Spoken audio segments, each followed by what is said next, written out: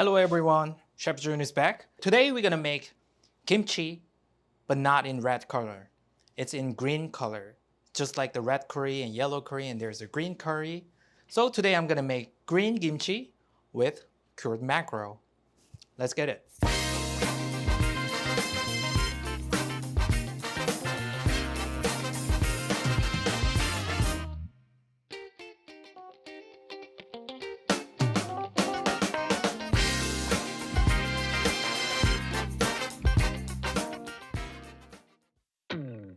First thing, we're gonna cure Spanish mackerel. So I have a nice fillets of Spanish mackerel. I ground up some salt to make it finer, but if you don't have anything finer than table salt or powdered salt, you can actually use mortar and pestle to make it smaller one. This is gonna speed up the entire process. But don't get me wrong, if you have a coarse one, it's really okay. You can take a little more time than this one. Once you sprinkle the salt all the way through the fillets, put it on the rack and let it cure for the next 3 hours. Once it's cured, use cold water and rinse out all the salt. Just make sure you wash all the way through. Don't just use the same water for the next fillet, just use the new water every single time. Once it's done, I'm gonna start curing the Spanish mackerel with vinegar. So I use the white wine vinegar, but if you have a rice wine vinegar, that's actually okay. I use a Ziploc bag to save the amount of vinegar. But if you don't have a bag like that, just make sure your fillet is fully covered with vinegar.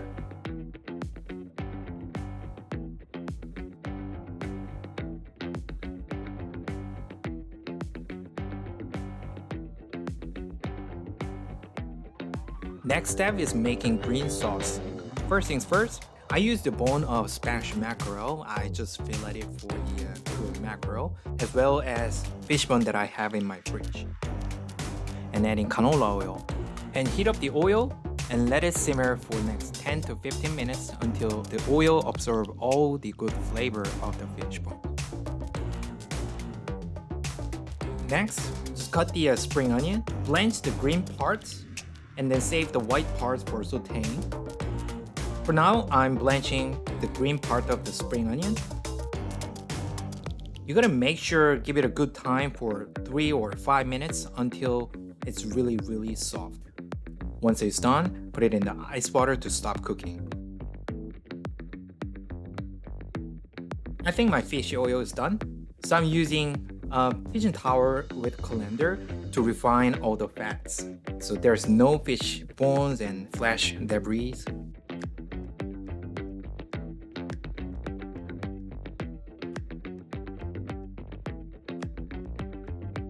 Okay, for the white parts of the spring onion, make sure your pan is super hot and drizzle some canola oil and add your white parts of the spring onion and press it down really well to give some nice color.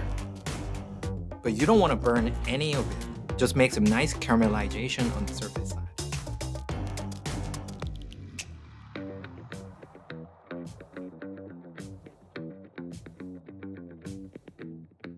For the green part, once it's cooled down, squeeze out all the excess water.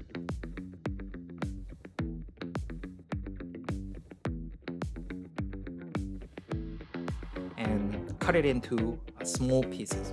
We're gonna use a blender to make a puree, but it'll be a lot easier if you cut into small pieces before you put it in the blender. Same as the white part. Just mix everything up and add 2 cloves of garlic.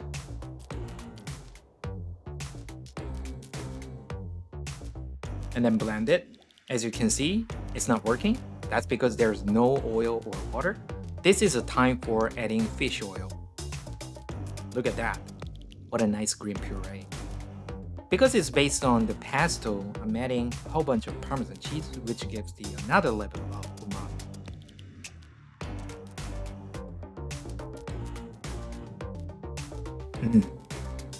Little more salt. I'm adding 2 pinches of salt, more cheese, little bit of a fresh ground black pepper,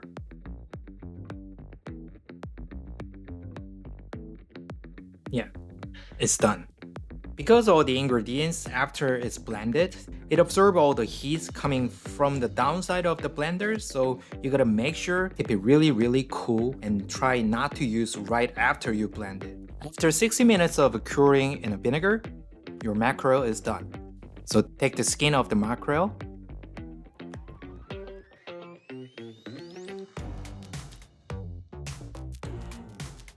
and cut it into 1 centimeter thickness. After your mackerel fillet is cured, it's quite brittle, so you gotta give it a good care.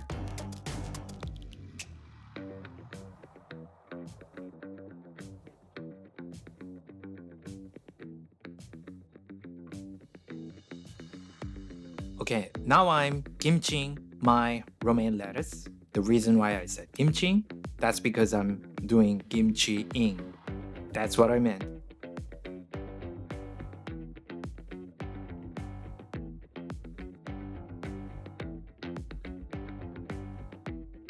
So take every leaf of your romaine lettuce, give it a good amount of your sauce made out of spring onion, and each layer of the leaf, there's put 1 or 2 pieces of cured mackerel in it. This is the same process as we make kimchi in South Korea. So it's more like a in-between salad and fermented kimchi, but I can say this is basically like gatjeori, which is a young kimchi. So after you finish rubbing the sauce and putting the fillet on each layer of the leaf, this is it. It looks exactly like traditional red kimchi, but in a green color. You can give it a rest for 30 minutes or an hour to let the romaine lettuce absorb all the flavor of the sauce, but I couldn't wait, so I just cut it into a nice thick piece. And this is also the same shape that we served kimchi at a fancy way. Let's enjoy my version of green kimchi. I'm a simple man, I work from 9 to 5. I just need a tender love to keep me satisfied. Alright, I know what you're thinking. So, this doesn't look like normal kimchi. Yeah, I know. This is my version of kimchi. So basically, I season all this romaine lettuce with the grilled scallion pesto. But what's the difference between curing a napa cabbage and add a chili paste as well as a fish sauce, which is the fundamental of kimchi? It's pretty much the same thing. I use the fish oil instead of fermented fish sauce.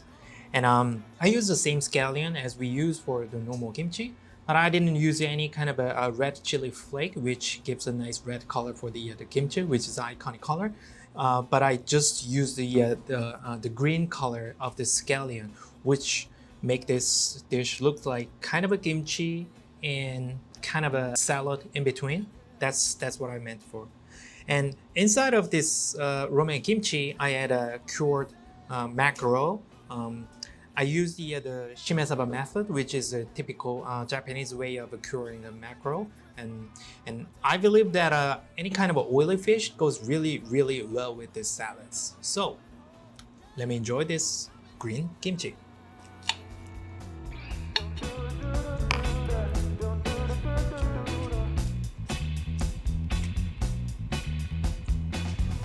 I'm a simple man, I work from 9 to 5. I just need a tender love to keep me satisfied. It's so amazing. Let me in your kitchen and I'll turn off the light.